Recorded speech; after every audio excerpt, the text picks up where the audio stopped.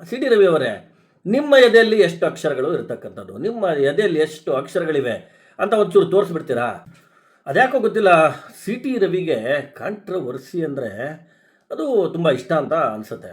ಮುಲ್ಲಾಗಳಿಗೆ ನೀಟಿಗೂ ಮುಲ್ಲಾಗಳಿಗೂ ಏನು ಸಂಬಂಧ ಅನ್ನುವಂಥ ಪ್ರಶ್ನೆಯನ್ನು ಅವ್ರು ಕೇಳಿರ್ತಕ್ಕಂಥದ್ದು. ಹಾಗೆ ದಿಲ್ಲಿಯಲ್ಲಿ ಜಂತರ್ ಮಂತರ್ನಲ್ಲಿ ಪ್ರತಿಭಟನೆ ನಡೀತು, ಆ ಪ್ರತಿಭಟನೆಗೂ ಮುಲ್ಲಾಗೂ ಏನು ಸಂಬಂಧ ಅನ್ನುವಂಥ ರೀತಿಯಲ್ಲಿ ಅವರು ಒಂದು ಕಾಂಟ್ರವರ್ಷಿಯಲ್ ಒಂದು ಮಾತನ್ನು ಹೇಳಿರ್ತಕ್ಕಂಥದ್ದು. ಈ ಯಾಕೋ ಗೊತ್ತಿಲ್ಲ, ಎಲ್ಲ ರಾಜಕಾರಣಿಗಳಿಗೆ ಈ ಮುಸ್ಲಿಮರ ವಿರುದ್ಧ ಏನಾದರೂ ಮಾತನಾಡಿದ್ರೇ ಅವರ ಆ ದಿನ ಕಂಪ್ಲೀಟ್ ಆಯಿತು ಅಂತ ಅನಿಸುತ್ತೆ ನನಗೆ. ಯಾಕಂದರೆ ಈ ಒಂದು ಹೇಳಿಕೆಗಳು ನೋಡಿದರೆ ಒಂದು ಅಸಂಬದ್ಧವಾದ ಹೇಳಿಕೆಗಳನ್ನು ಅವ್ರು ಕೊಡ್ತಿರ್ತಕ್ಕಂಥದ್ದು.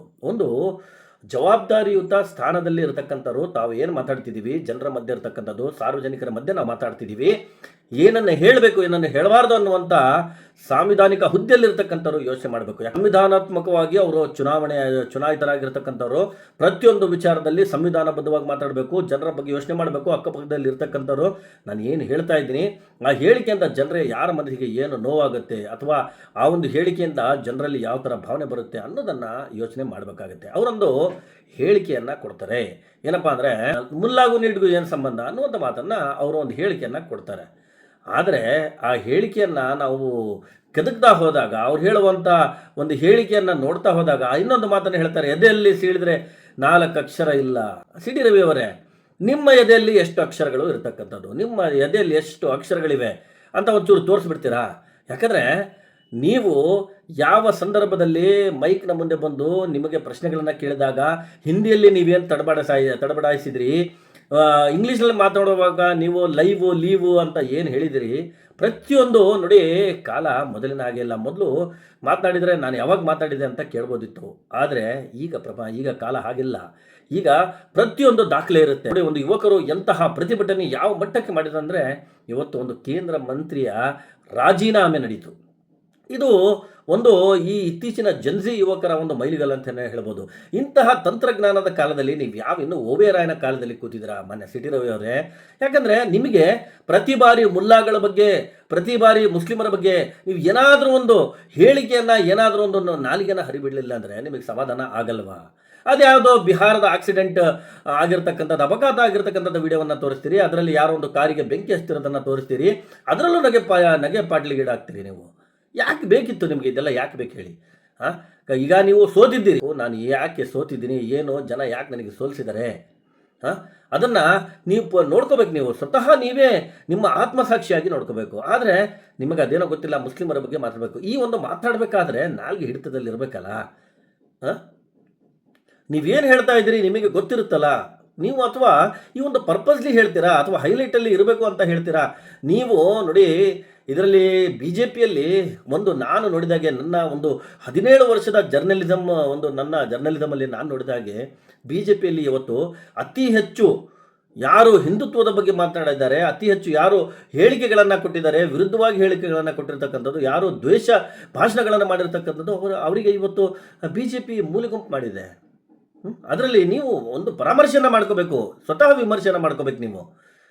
ನೋಡಿ, ಮುಲ್ಲಾಗಳಿಗೂ ನೀಟಿಗೂ ಏನು ಸಂಬಂಧ ಅಂದರೆ ನಿಮಗೆ ಎಷ್ಟು ಜನ ಬೇಕು?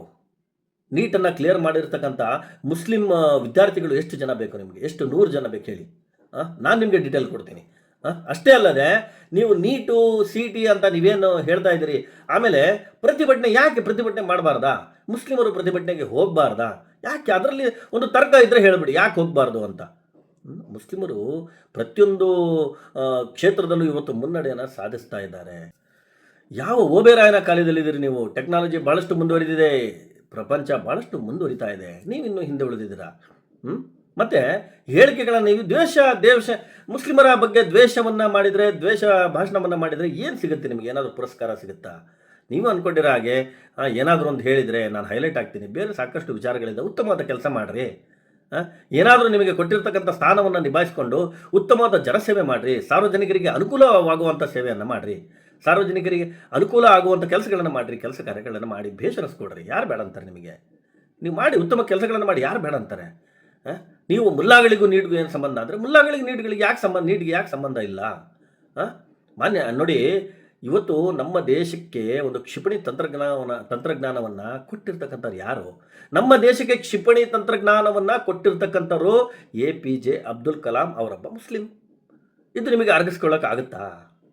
ನೋಡಿ, ಅವರು ರಾಷ್ಟ್ರಪತಿ ಕೂಡ ಆದರು.